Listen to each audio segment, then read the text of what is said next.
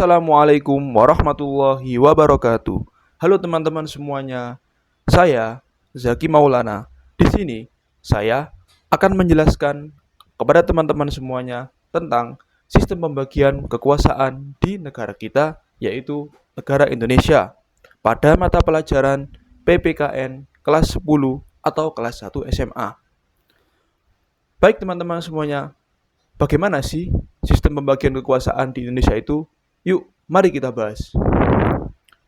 Oke, teman-teman sekalian, sistem pembagian kekuasaan di Indonesia itu dibagi menjadi dua.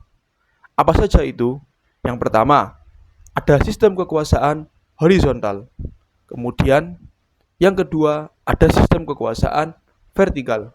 Nah, kira-kira apa sih bedanya antara kedua sistem pembagian kekuasaan ini, yaitu horizontal dan vertikal? Yuk, kita bahas sama-sama. Oke teman-teman semuanya, kita bahas yang pertama yaitu sistem pembagian kekuasaan secara horizontal. Nah, bagaimana itu? Jadi teman-teman, berdasarkan Undang-Undang tahun 1945, sistem pembagian kekuasaan horizontal ini dibagi menjadi 4 bagian. Apa saja itu? Pertama, yaitu sistem kekuasaan yang berbentuk konstitutif. Kemudian yang kedua, sistem pembagian kekuasaan yang berbentuk eksekutif. Kemudian yang ketiga, sistem pembagian kekuasaan yang berbentuk legislatif. Kemudian yang keempat, sistem pembagian kekuasaan yang berbentuk yudikatif. Kemudian yang kelima, sistem kekuasaan yang berbentuk eksaminatif. Dan yang terakhir yaitu yang keenam adalah sistem kekuasaan yang berbentuk kekuasaan moneter. Nah, bagaimana sih penjelasannya? Oke, mari kita bahas satu-satu. Oke, kita bahas dari yang pertama, yaitu kekuasaan konstitutif. Nah, bagaimana itu teman-teman? Jadi teman-teman, kekuasaan konstitutif ini yaitu kekuasaan yang ditugaskan untuk mengubah dan menetapkan undang-undang dasar. Jadi, kekuasaan ini dijalankan oleh Majelis Permusyawaratan Rakyat sebagaimana yang ditegaskan dalam pasal 3 ayat 1 Undang-Undang Negara Republik Indonesia tahun 1945 yang menyatakan bahwa Majelis Permusyawaratan Rakyat berwenang dan mengubah dan menetapkan undang-undang dasar. Jadi, itu adalah penjelasan tentang kekuasaan konstitutif. Oke, kita lanjut teman-teman. Untuk yang kedua, yaitu kekuasaan eksekutif. Nah, bagaimana itu pengertiannya? Jadi teman-teman, kekuasaan eksekutif ini adalah sebuah sistem kekuasaan yang ditugaskan untuk menjalankan undang-undang dan penyelenggara pemerintahan negara. Kekuasaan ini dipegang langsung oleh Presiden, sebagaimana ditegaskan dalam pasal 4 ayat 1 UUD Negara Republik Indonesia tahun 1945 yang menyatakan bahwa Presiden Republik Indonesia memegang kekuasaan pemerintahan menurut Undang-Undang Dasar. Nah, jadi seperti itu teman-teman untuk penjelasan kekuasaan eksekutif. Nah, kita lanjut yang ketiga, yaitu kekuasaan legislatif. Nah, bagaimana itu penjelasannya?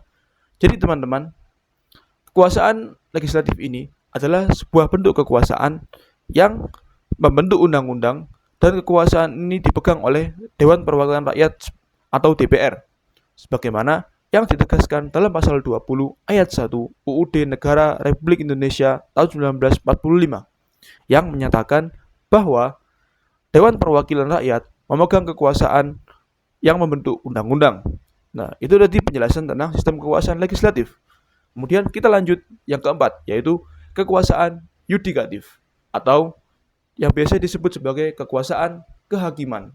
Nah, bagaimana itu? Jadi teman-teman, kekuasaan yudikatif ini atau kekuasaan kehakiman ini adalah sebuah bentuk kekuasaan yang digunakan untuk menyelenggarakan peradilan guna menegakkan hukum dan keadilan.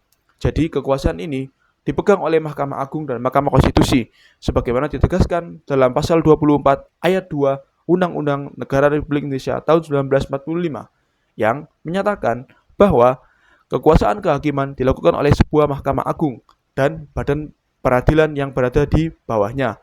Dalam lingkungan peradilan umum,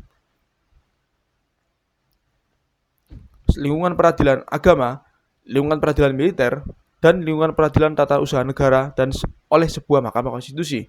Nah, tadi itu penjelasan tentang kekuasaan yudikatif atau kehakiman.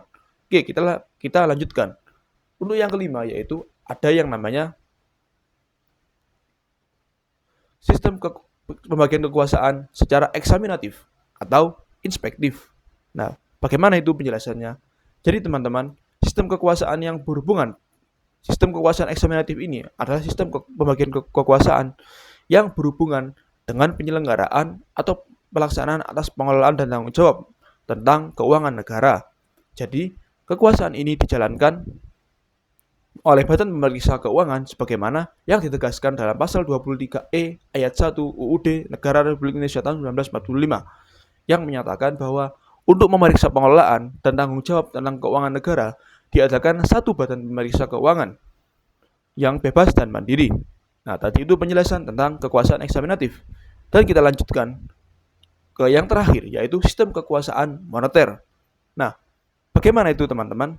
Jadi teman-teman, sistem kekuasaan moneter ini adalah kekuasaan yang ditugaskan untuk menetapkan dan melaksanakan kebijakan moneter, mengatur dan menjaga kelancaran sistem pembayaran, serta memelihara kestabilan nilai rupiah. Kekuasaan ini juga dijalankan oleh Bank Indonesia karena Bank Indonesia selaku bank sentral di Indonesia sebagaimana yang ditegaskan dalam pasal 23D UUD Negara Republik Indonesia tahun 1945 yang menyatakan bahwa negara memiliki suatu bank sentral yang susunan kedudukan, kewenangan, tanggung jawab, dan independensinya diatur dalam undang-undang itu sendiri. Oke, tadi sudah kita bahas teman-teman keenam bagian sistem kekuasaan horizontal. Dan sedikit penjelasan teman-teman, di dalam sistem pembagian kekuasaan secara horizontal ini terjadi pada tingkatan pemerintahan daerah yang berlangsung antara lembaga-lembaga daerah yang sederajat, yaitu antara pemerintah daerah, kepala daerah atau wakil dari kepala daerah, dan Dewan Perwakilan Rakyat Daerah. Dan pada tingkat provinsi, pembagian kekuasaan ini berlangsung antara pemerintah provinsi, gubernur atau wakil gubernur, dan DPRD provinsi. Kemudian pada tingkat kabupaten atau kota, pembagian kekuasaan ini berlangsung antara pemerintah, kabupaten atau kota, bupati atau wakil bupati, dan wali kota atau wakil wali kota, dan DPRD kabupaten atau DPRD kota. Jadi teman-teman, itu adalah sistem pembagian kekuasaan secara horizontal berdasarkan penjelasan yang sudah kita pahami bersama-sama. Baik, untuk selanjutnya kita akan beralih ke sistem pembagian kekuasaan secara vertikal. Baik teman-teman sekalian, kita akan melanjutkan pembahasan kita, yaitu tentang sistem pembagian kekuasaan secara vertikal.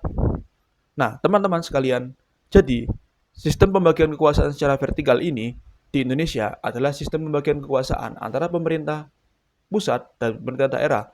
Jadi tujuannya adalah untuk mendelegasikan sebagian kekuasaan dari pemerintah pusat ke pemerintah daerah, supaya daerah-daerah dapat mengatur dan mengurus rumah tangganya sendiri sesuai dengan prinsip dan desentralisasi. Dan berikut penjelasannya bagaimana sih tentang pembagian sistem kekuasaan vertikal di Indonesia itu. Oke teman-teman, jadi sistem pembagian kekuasaan secara vertikal ini dibagi menjadi dibagi menjadi 5 bagian. Nah, apa saja itu teman-teman? Jadi yang pertama ada sistem kekuasaan pada pemerintah pusat.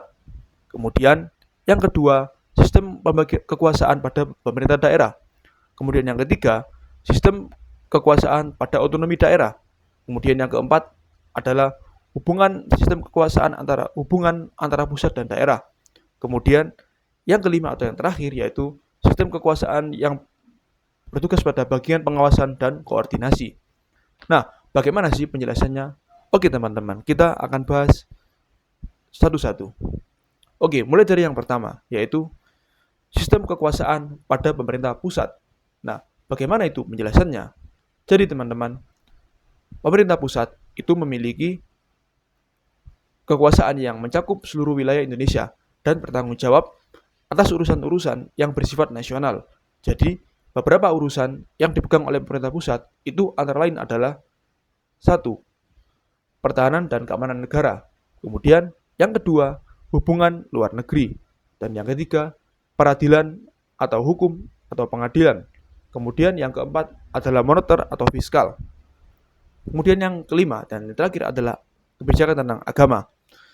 Di sini teman-teman, presiden dan kementerian bertanggung jawab dalam menjalankan fungsi-fungsi ini. Dan mereka juga memastikan bahwa kebijakan nasional diterapkan secara merata di seluruh wilayah negara. Oke, tadi itu penjelasan tentang kekuasaan pada pemerintah pusat. Kemudian kita berlanjut ke poin yang kedua, yaitu sistem kekuasaan pada pemerintah daerah. Nah, bagaimana itu teman-teman? Jadi teman-teman, pada kekuasaan pemerintah daerah ini, pemerintah daerah itu memiliki kewenangan untuk mengatur dan mengurus urusan-urusan pemerintah dalam skala yang lokal, yang diatur dalam undang-undang tentang pemerintah daerah. Jadi, pemerintah daerah terbagi menjadi dua tingkatan. Tingkatan yang pertama yaitu provinsi. Provinsi ini dipimpin oleh seorang gubernur dan memiliki Dewan Perwakilan Rakyat Daerah atau DPRD provinsi yang tugasnya mengawasi jalannya pemerintahan di tingkat provinsi. Dan yang kedua teman-teman adalah kabupaten atau kota.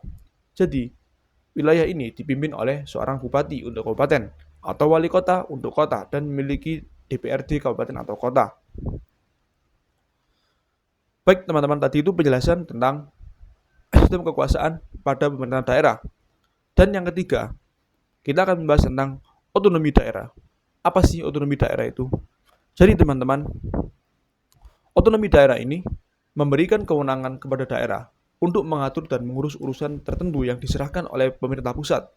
Jadi, otonomi ini bertujuan untuk meningkatkan kesejahteraan masyarakat setempat, mempercepat pembangunan daerah, serta meningkatkan pelayanan publik. Dan beberapa urusan yang didelegasikan atau ditugaskan kepada pemerintah daerah itu meliputi 5 tugas. Apa saja itu? Yang pertama, ada pendidikan, kemudian kesehatan, yang ketiga pekerjaan umum, kemudian ada perhubungan, dan yang terakhir ada perizinan dan pengelolaan sumber daya lokal. Nah, itu adalah fungsi dari otonomi daerah. Kemudian kita akan bahas yang berikutnya, yaitu apa sih hubungan antara pusat dan daerah. Jadi teman-teman, pembagian kekuasaan vertikal ini didasarkan pada prinsip desentralisasi.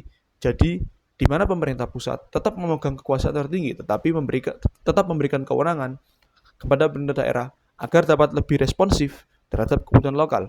Jadi, meski begitu, ada prinsip dekonsentrasi. Jadi, di mana pemerintah pusat dapat menugaskan perwakilannya di daerah-daerah. Misalnya, seperti kementerian-kementerian pusat yang memiliki kantor di setiap daerah. Oke teman-teman, tadi penjelasan tentang hubungan antara pusat dan daerah. Dan yang kelima, atau yang terakhir, yaitu pengertian tentang pengawasan dan koordinasi. Jadi teman-teman, pemerintah pusat ini tetap memiliki fungsi pengawasan terhadap pemerintah daerah untuk memastikan bahwa kebijakan yang dijalankan sejalan dengan peraturan dan undang-undang yang berlaku. Jadi pengawasan ini dilakukan melalui berbagai mekanisme, termasuk evaluasi kinerja dan audit oleh lembaga tertentu, seperti Kementerian Dalam Negeri atau Badan Pemeriksa Keuangan, yang disingkat BPK. Dan teman-teman, secara keseluruhan, pembagian kekuasaan vertikal ini membantu menjaga keseimbangan antara kekuasaan pemerintah pusat dan pemerintah daerah, dan memungkinkan adanya pemerintahan yang efisien dan lebih terstruktur dan konstruktif. Nah, jadi teman-teman, seperti itu penjelasan tentang sistem pembagian kekuasaan di negara kita yaitu Indonesia. Jadi gimana nih teman-teman? Sudah pada paham belum? Nah, saya harap semoga teman-teman paham ya tentang sistem pembagian kekuasaan di Indonesia ini yang tadi kita sudah bahas bersama-sama. Dan semoga teman-teman dimudahkan dalam belajarnya. Dan semoga teman-teman mendapatkan ilmu yang bermanfaat. Sekian dari saya teman-teman, saya Zaki Maulana. Saya mohon maaf bila ada kekurangan dalam penyampaian saya ini. Sekian dan terima kasih. Wassalamualaikum warahmatullahi wabarakatuh.